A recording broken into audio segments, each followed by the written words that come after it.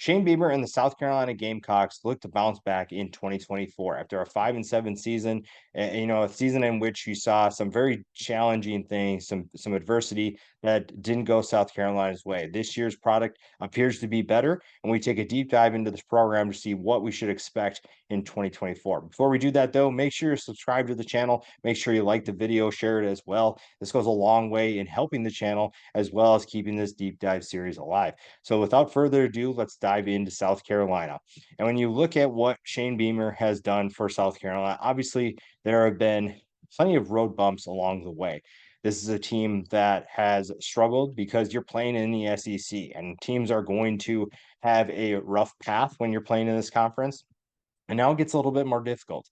Texas and Oklahoma join the conference. That makes things a little harder for everybody.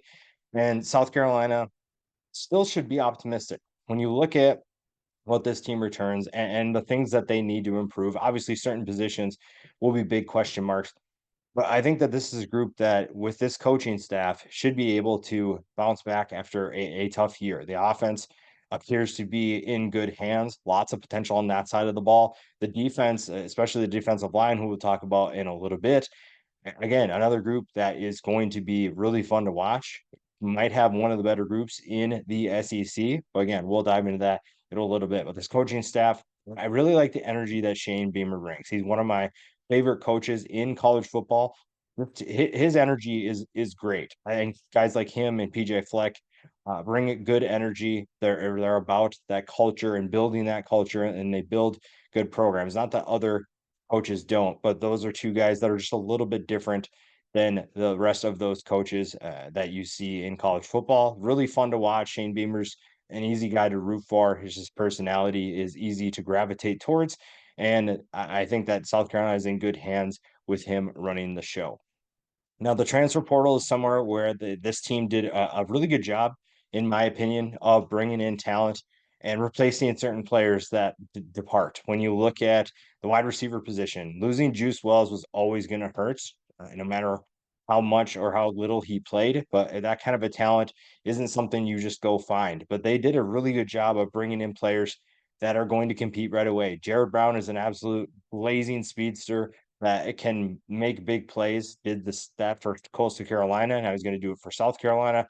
Dalvin Campbell is an underrated wide receiver coming from Nevada. I don't think a lot of people know much about him, but he is someone who can be a big time playmaker. You saw a number of other wide receivers join this team as well. You look at what South Carolina did, the wide receiver position is something they addressed pretty heavily. If you look at it, Gage Leverton is another guy coming from Miami, Ohio, who a lot of people say was just torching MAC competition, and he belongs at a higher level. We'll see how he adapts to the SEC, but this is someone to keep an eye on.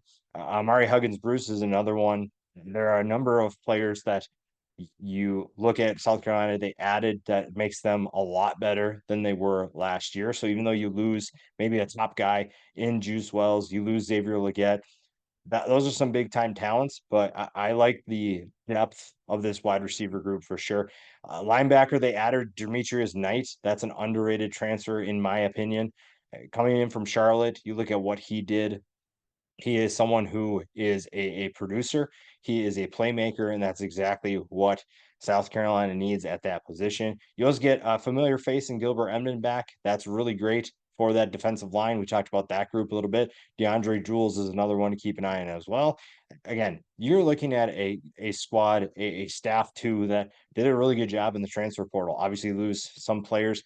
Losing linebackers obviously hurts. Stone Blanton's departure is going to put a dent for sure, but you've done a good job of bouncing back, and you need some guys to develop, but you at least retained and found talent to replace him.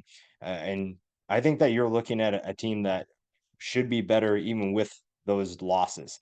A lot of those losses are talented players, but the staff did a great job, if you ask me, of finding depth. And that's really huge for a group that at times didn't really have it because injuries really hurt them, especially on the offensive line. We won't dive too much into that, but when you look at the offense, we're obviously going to start with Lenoris Sellers. Everyone has their eyes on him, and for good reason. And when you look at his frame is really what stands out the most. 6'3", 240 pounds, a big quarterback, someone who has the capability of moving the ball down the field with his arm. Now, whether or not he's going to be Spencer Rattler is, yet to be seen, but this is a guy with a lot of talent. This is someone who can move the ball down the field with his arm. He's also going to be able to do it with his legs, and that's huge because while South Carolina finished 24th in passing last year, they also finished 129th in rushing. You need to find some of that balance, especially in the SEC. You can't just rely on one aspect of your offense. The passing attack obviously did its part. The rushing attack needs to step up. Sellers will play a role in that, but also this again, I have to commend this staff because they identified what they needed for this season to go better than last year, and they addressed it in the transfer portal. And two of the bigger transfers are going to play the running back position to help that rushing attack. Rocket Sanders, I think, surprised a lot of people by coming to South Carolina after doing what he did at Arkansas. I don't know if South Carolina was high on my list of potential landing spots for him, but he gives them another big body in that backfield.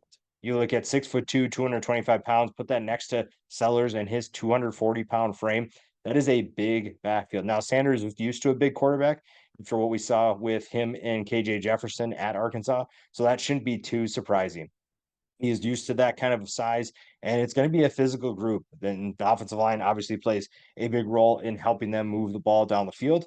And obviously, Sanders needs to stay healthy after what we saw last year. Not exactly his best season statistically, but he is someone who can make a big time impact. Oscar Attaway, super slept on transfer. The North Texas transfer had a solid year, 738 yards, 6 touchdowns. Another guy where you want to see Kenny Handle taking that next step, going from the AAC to the SEC, and before that, before the AAC Conference USA, that is a big step. He already took one little step by going to the AAC, and now you're going to take a bigger step going into the SEC. Can he handle that level of competition?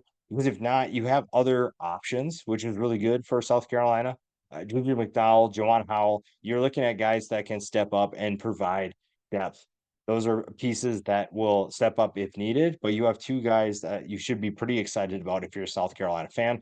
If Sellers goes down, that's where things get really interesting. Robbie Ashford comes in from Auburn, former Oregon transfer as well. I think that he wasn't their first pick for quarterback. Reports have been said that they wanted AJ Swan. They actually got a commitment from him before he went to LSU. So that's definitely someone who you have to keep an eye on if Sellers either needs a breather for whatever reason, goes down with an injury. Maybe Luke Doty is one of those guys as well. The quarterback position behind Sellers is really where we might have a little bit of concern, and especially with that rushing attack needing to take a step forward. Sellers might have to play a little bit more of a role. Does that expose him to more injuries? We'll see, but I think the one thing that's consistent is you are going to be excited about what you see at the quarterback position once again, maybe just in a little bit different form. But Spencer Rattler wasn't exactly a rushing quarterback, but he is someone that can move the ball down the field with his arm. Sellers obviously has to prove that he can move the ball with his arm, but we know that he's going to be capable of moving the ball with his legs, especially with the talent that he has next to him. Now, the guys he's going to throw to create plenty of excitement on their own. We talked about a few of them, and Nick Harbor is probably the one that everyone is paying attention to. The absolute speedster, also at 6'5", 242 pounds.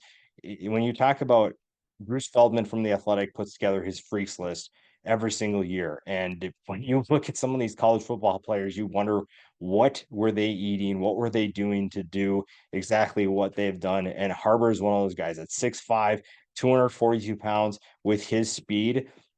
He'll be an absolute monster if he can put it together as a receiver. And last year you saw a glimpse of what he could do, 195 yards and 1 touchdown, average 16.3 yards per catch. This is someone who it means business. And this is someone who is going to be, if you're a defensive back, you are not going to have much fun guarding him, whether it's covering him downfield with his speed or dealing with the physicality of his size. He is someone who creates mismatches just by being on the field. Now that opens things up for other guys on the field as well. We talked about some of the transfers coming in. Amari Huggins Bruce is one of them. Jared Brown is another. Those guys could be in the starting lineup. It's going to be a rotation though, because guys like Dalvin Campbell will be in the rotation. Vandrevius Jacobs is another one. And then we talked about Gage Leverton. You're looking at players that can make big time impacts. Yes, this is a new group that will have to gel. They'll have to find some chemistry. And working with Sellers is obviously a big question mark as well right now. We don't know exactly what we're going to get because these are pretty much all new teammates working with each other. Harbor and Jacobs come back, obviously, and tight end Joshua Simon is back as well. But this is a group that's going to need to take some time to get to know each other on the field because it's one thing to do it when you're playing against your teammates. It's another thing to do it on air. And then it's a completely different thing to do it against the SEC competition that you'll face. Now, the one thing you'll say is you have to be excited about this talent level because the production for some of these guys may not stand out, but when you watch the film, you know exactly what you're getting. Harbor has the chance to be an All-American if he can put it all together. And other guys, Brown and Harbor are pretty much making this a track meet for South Carolina. This is a group that is going to be dynamic. They are going to be electric if things go well. And if Sellers can find them the football, then they're in good hands. Joshua Simon's kind of the underrated player of this group just because you're getting some transfers. Harbor obviously garners most of the attention. And when you look at Lorvaden, you're looking at a guy who is ready to step up in a big way. Again, most of these guys, it's can you handle that step up to the SEC? That's going to be a big question. But there's a reason why the staff took him. They believe that they have the talent and they believe that they can make that step and make this kind of an impact that they need in order to improve. Brady Hunt at tight end is another name to keep an eye on. Solid frame and the production from Ball State especially in 2022, 498 yards and 5 touchdowns. Definitely something to keep an eye on. Simon obviously can't get most of the reps, so you need some depth at tight end, and Brady Hunt will provide that. The offensive line, though, is probably the biggest question mark, but not maybe as much of a concern as it was last year. It was a question mark last year because you were worried about the ceiling. I don't think you have to worry as much about the ceiling this year. It's just going to be about the health because this is a talented group. It's not as experienced as maybe you'd like it to be, but you have some guys that can really make an impact and help this offense become more balanced. The guys that have the experience, Ja'Kai Moore at guard, Vershawn Lee moves into center after playing tackle. And those are going to be the least transition to center, probably is the biggest question mark, if you will. But you're looking at a group that has to be better overall. And I think that they will. I think that you have the right guys in place. You have the talent to do so. It's just going to be coming down to what kind of experience are you going to get? Because when you look at everybody else, I think that the other three guys that are going to start, at least as of right now, have a combined 17 starts between the three of them, with two of the guys having all 17 of those. So that's going to be a big question. But we knew that last year. Now you have a little bit more wiggle room because when you had Spencer Rattler, you had pretty much a stationary quarterback. Not that Spencer Rattler couldn't run, but you're looking at a guy who's not helping your offensive line by any means because he's not going to escape. He's not going to pick up extra yards.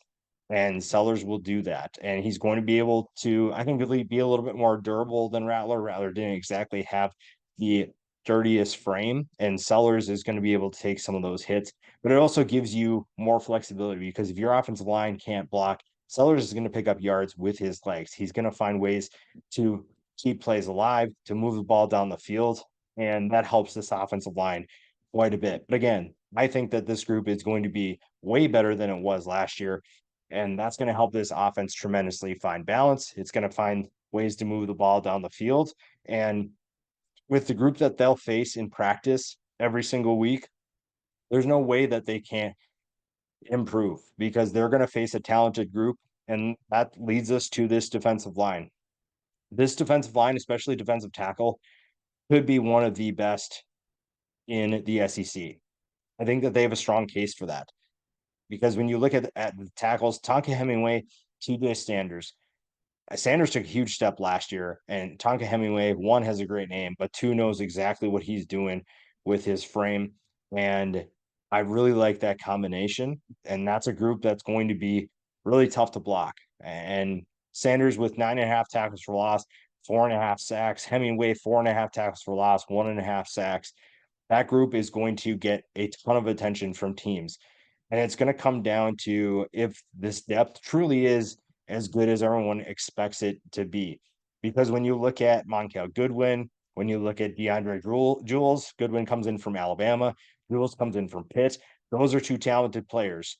Can they step up? And even though they, their experience isn't as much as some of those other players, they have the talent. But I think that this coaching staff believes they have a really good group, and that's really exciting if you're a South Carolina fan. On the edge, there's plenty to be excited about out there too. Gilbert Emmons, like we mentioned, comes back, and his time at Florida State didn't go as planned, but he comes back to a South Carolina fan base that has welcomed him in, and he obviously thrived 2 years ago with the Gamecocks, and they expect him to do that once again. And it'll be fun to see what he can do in this new defense. He has some familiar teammates, but they're going to be looking for him to improve and produce a little bit more. On the opposite side of him, Kyle Kennard is going to play kind of that outside linebacker edge role. Coming from Georgia Tech, very productive player, 11 tackles for loss, 6 sacks, someone who's explosive on the edge, 6'5", 240 pounds, has a good frame to compete in the SEC. So the staff really likes what they're getting out of him. And then an underrated player that most people aren't really talking about is freshman Dylan Stewart. Had a good spring, and a lot of people are expecting him to do some really exciting things after this spring. And to stand out as a freshman in spring practice means that you're probably destined for great things. And when Gilbert Edmond and Kyle Kennard need to come off the field, Dylan Stewart can fill that role and give them what they need. Brian Thomas is another one that can do that as well. So you're looking at a defensive line that is stacked, this defensive line that has good depth and plenty of potential long term as well, which will make this group really, really fun to watch, really tough to block. And for a defense that kind of struggled last year, you're going to see a group that, again, both sides of the ball, you expect to improve because of the talent level that you're getting back, because of the players that you brought in. Guys like Kennard bringing Gilbert Edmond back to combine with that defensive tackle group that's supposed to be really good. There's a lot of reasons to be excited for South Carolina's defense. The linebackers, this is where things get interesting. Depth probably is a concern here, but that being said, you still have plenty. I don't know if I want to say depth is going to be a concern because you have a lot of potential. The question is going to be the transfers. Nebo Williams comes back, and obviously he is a all SEC type player. There's no concerns with him. 113 tackles, 9 tackles for loss, knows what he's doing, veteran leader of the team, and he'll be just fine. Bam Martin Scott also comes back after a solid year, looking to take a step forward in his new role. And that's really exciting too. The depth is full of potential, but we'll see if that turns into production. Brian Thomas, we talked about him, can play linebacker. Maybe he slides over to the outside linebacker edge role behind Kyle Kennard. We'll see. Bengali Kamara, the Pitt transfer, 55 tackles last year. Demetrius Knight, we talked about earlier, the Charlotte transfer, playmaker for the 49ers.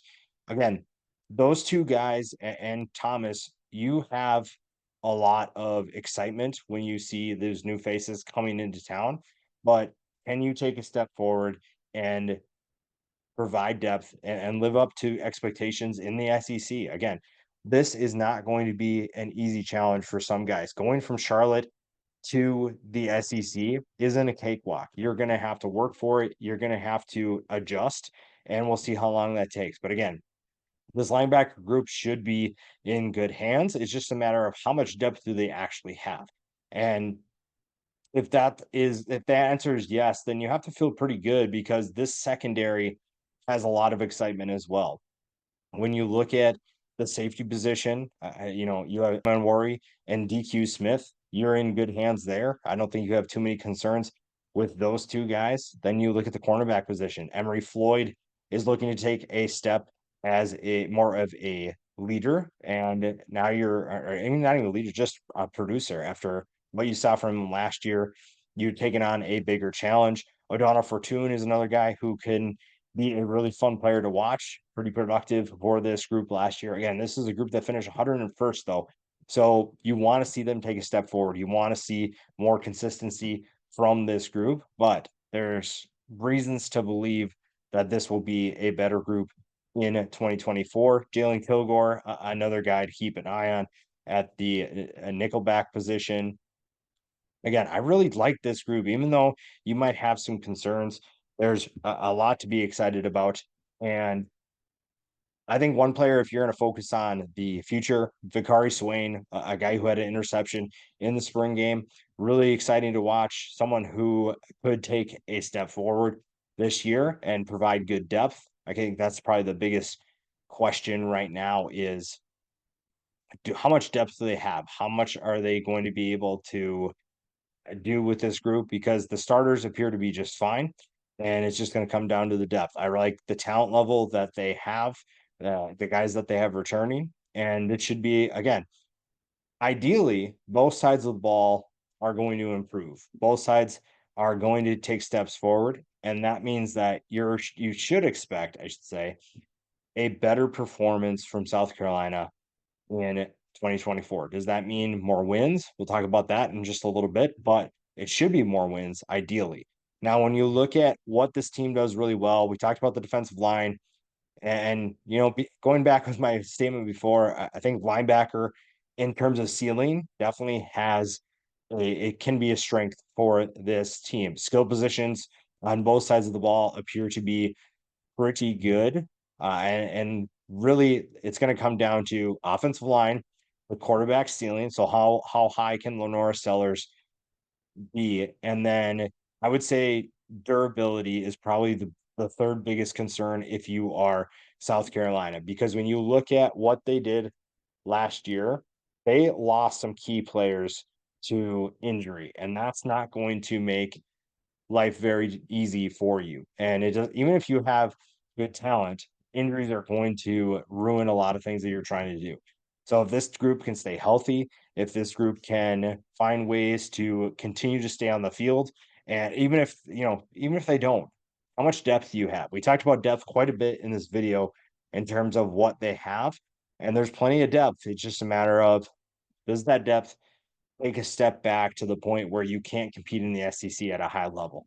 X factor is going to be the quarterback. Everyone's got their eyes on Lenora Sellers. The talent is there. It's just a question of how high can he go. Again, the talent level shouldn't be questioned, but what does that ceiling look like? How high can he bring this group? Because the schedule is not going to be easy. It doesn't matter who you play in the SEC. Now, you do miss Georgia, which is huge. You also don't have to play Texas. So those are two of the best teams in the SEC. But again, it's still the SEC. Old Dominion should be a win. And keep in mind, this is a 5.5 win total at Vegas. Playing at Kentucky is tough. Playing on the road at the Wildcats is going to be a challenge for sure. We're going to find out a lot about South Carolina when they head to Kentucky. The next game against LSU, we'll also find out a lot about that team long term. I think you're going to find it is if this group comes out 2-1, somehow miraculously comes out 3-0. I don't think that's likely. Well, when you look at Kentucky's tough, but LSU, the defense is a big question for that group. The offense obviously knows what it's doing. It's a very good group, should be good once again. But can South Carolina exploit that defense enough to keep that game interesting? So those are two very important games right off the bat. The Akron game might as well be a bye. The only have concern there. Then they host Ole Miss. That's where things once again get interesting because this October is rough. I won't lie. October is pretty rough for South Carolina. Ole Miss at Alabama, at Oklahoma, and Texas A&M. Those are very tough games for anybody in this conference, and for a team that is looking to improve, that is going to be a tough stretch. Vanderbilt obviously is still Vanderbilt, but that being said, South Carolina is a team that could lose to Vanderbilt if they are not careful. If they're playing at the level that I think they will, then Vanderbilt shouldn't be a concern. Missouri obviously is one of the favorites in the SEC this year. Wofford obviously is another bye, and then at Clemson. Although Clemson should be a concern, but this is also as beatable as Clemson's been for a while in the eyes of South Carolina. So if you're playing at a high level, you find yourself near that. I think the ceiling is 7-5. It's really hard for me to find 8 wins on this schedule. Old Dominion is obviously a win. Akron's a win, and Wofford is a win for sure. You probably could chalk Vanderbilt up to a win where you feel pretty confident. So the floor is 4-8. That's if like the wheels really fall off. I don't think that is as likely. That's why you do a ceiling and floor, I guess. But right down somewhere down the middle, 6-6 really is probably what I think is going to end up happening. But better than 5-7 last year. A 7-5 season would be really good. And this is a team that's really exciting. I think that this squad will buy into what Shane Beamer is teaching, what he's preaching, and I really like the talent level on this roster. There's a lot to be excited about. It's just hard to play in this conference. I don't think some of it has to do with South Carolina at all.